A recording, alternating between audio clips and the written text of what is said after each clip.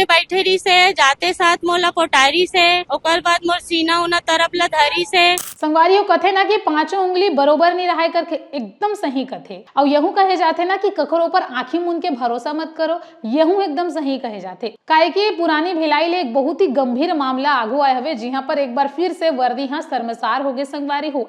एक जन महिला हाँ अपन लड़का ला जेल से छुटाए बर जो है आरक्षक करगी से वहां ओला बाहर निकाल दू करके भरोसा दिलाइस, लालच दिलाइस और ओकर बाद में ओकर आबरू लूटे के प्रयास करी से मतलब साड़ी उठावत रही से, तो नहीं सर आज मैं सिद्ध हुआ है करके बोले हो, तो बताना चाहिए ना करके बोली से, फिर तहाँ रख दी नीचे।